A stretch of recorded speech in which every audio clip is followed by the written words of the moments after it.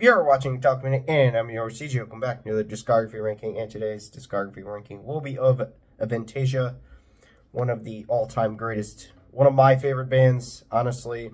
Perfect albums all the way through is 10 out of 10. From 9 to 1 is all 10 out of 10s. And this was one of the hardest videos that I'm ever going to film. Because, yeah, every one of these albums I love. I don't dislike a song from these from this group. Just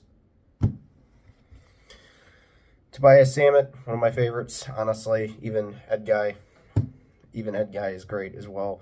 I just love this band. I just love this group. I love this band. Just yeah.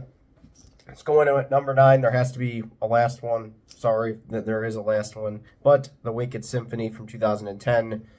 I think everyone probably seen this one coming. Personally, I think this Wicked Symphony is a fine record, but it falls short to the other 8. The songs keep up the quality they are known for and make for a good experience. Best song is Runaway Train. I would put this one in the top 10 of Avantasia songs of all time, honestly. Runaway Train is definitely would get put into the top 10 of their songs. If I was ever to make that, and I don't usually do that. I don't think I've ever done a video like that, but maybe I should. Yeah, I'll have to move the list again, which is, yeah, this one, Wicked Symphony. I actually own all CDs for this group. Number 8 might be controversy, but the Metal Opera 2 from 2002, the sophomore release, and well, it's no slump. Opera 2 is basically like the first one with more of a sense of drawn-outness to it. Slower and brighter, the album shows off more of the songwriting abilities, but isn't really as catchy as the first. The songs have a bit more ballad-esque feel to it, but that kind of offers a little bit of a differ from the first album that is quite, like, ripping and intense. But when the heavy comes in on this album, it hits pretty hard, but still, I still think it's a perfect album, but I'd still prefer the 7 above it to this one. So, yeah, Metal Opera 2. Here we go, another one in the controversy category, which is number 7, which is The Scarecrow from 2008. This band just kept getting better and better. This group just kept getting better and better by every release, in my opinion. Truly, my opinion. Spoiler alert for the top of the list. The Scarecrow is a fine album with big moments and strong sense of drive to it. It is ballady in the places it needs to be and heavy when it needs to be. A big emphasis on melody and beauty on this album. It's wild and drawn out. Pure perfection. Only this perfect mix of performers could actually create. That's another thing. They have a lot of vocalists from different bands, and just that's really cool that just all these bands you know just doing vocalists from the bands that you know and love, actually just doing a complete album with stories to it, and just great, honestly. Best song here is Scarecrow, as Avantasia can basically write fantastic songs over 10 minutes. That's another thing that I love, is the songs over 10 minutes. You're going to see a lot of that. Get that out. It's really good. Number 6 is another controversy. The first album, The Metal Opera 1, the first one from 2001. An epic debut to this supergroup. The song selection is basically all of the group's hits, which isn't really hard to believe with the songs that are on here, like Reach Out for the Light, Serpents in Paradise, Breaking Away, Farewell. A lot of great songs on here, but the 5 up above it, just something about they're on another level. Like, this album is up to their level, but yeah, this band just has all bangers all the way through their discography. It's just not. The title Metal Opera is really fitting for as this album is what it says it is, the Metal Opera. It's an opera metal record. It's kind of like a kind of new genre, if you would say. There's a lot of bands that could be thrown in there, but the roster on this one is an all-star lineup with the best in metal. Songs like Reach Out for the Light, Serpents in Paradise, Breaking Away, Farewell, Avantasia, and Sign of the Cross make this a great album. I just prefer the other ones above it. That's it. Honestly, that's it. I prefer the other ones above it. Number 5 is going to be The Mystery of Time, the rock opera from 2013. I see a lot of people put this one as their favorite, and I can definitely see why. At this time, Avantasia really was going in on all bangers after bangers, completely holding nothing back. The title, Epic, is fitting as it's just nonstop memorability with every song leaving you wanting more. An overall focus on beauty and showcasing the symphonic opera this group was founded on.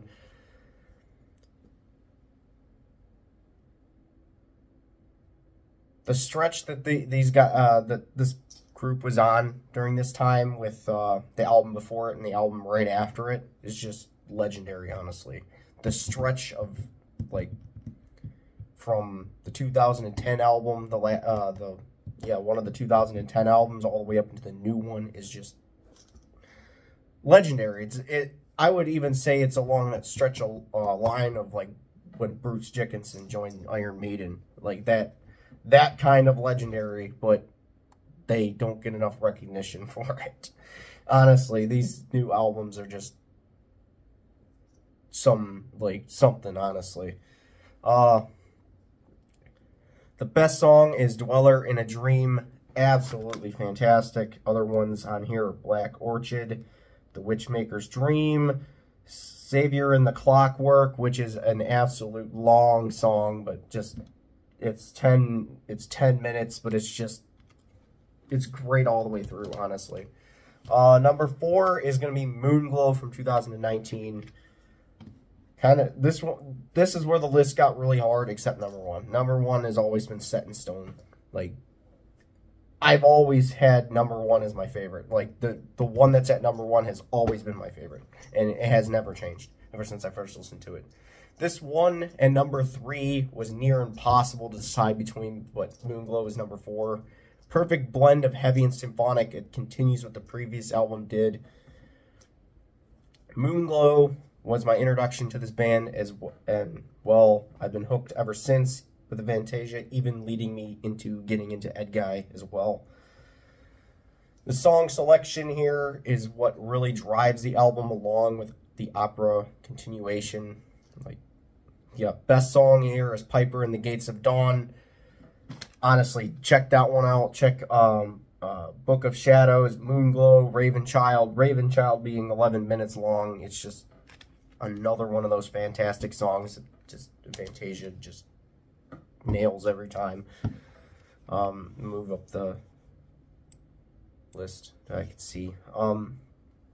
Number 3 is going to be Angel of Babylon from 2010, mentioned before. It's hard to believe this album came out the same day and the same year as Wicked Symphony. They were released basically back to back. Which, that one falls at last, which is kind of surprising to have this one here. That one was last, but Angel of Babylon is just vastly different in every way compared to the Wicked Symphony, as it's heavier, more focused, and has a better song selection. I find Angel of Babylon to be very underrated in their discography, featuring a blend of different sounds and influences.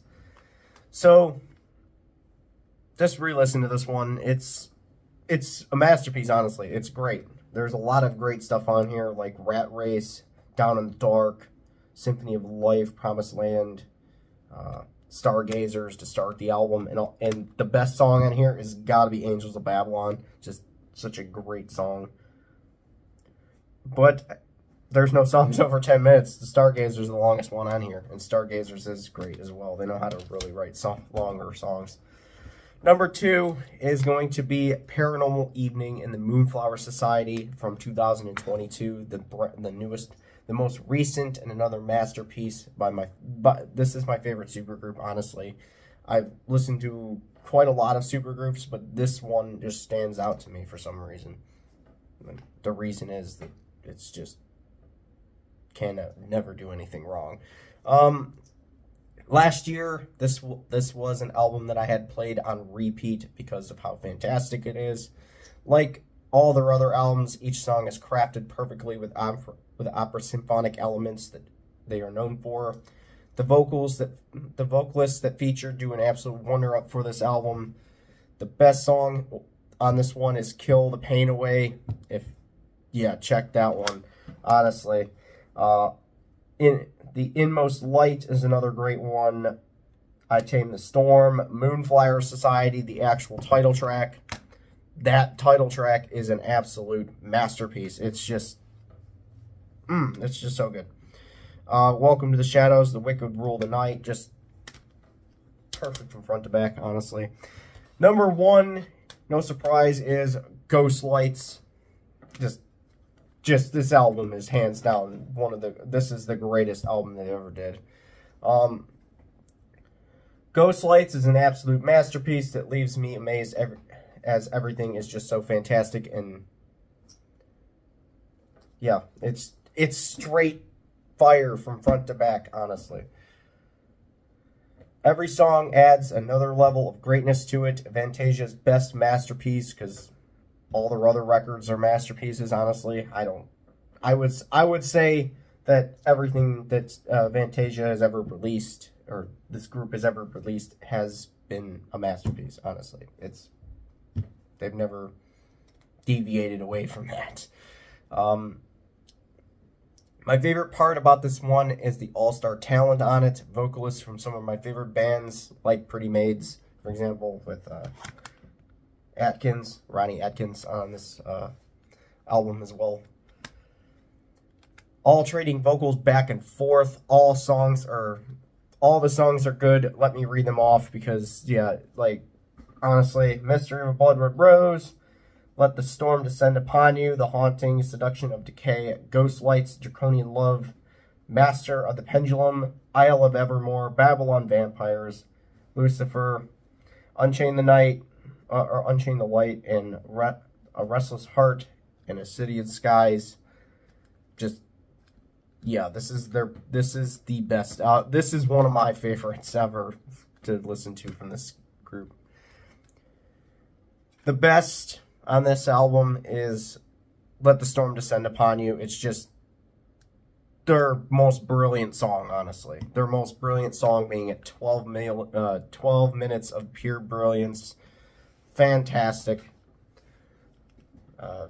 Ghost Lights.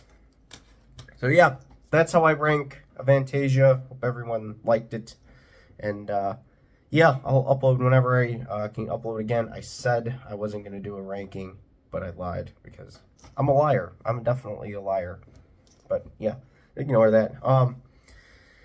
Yeah, I'll see everyone whenever I upload again. And yeah, peace.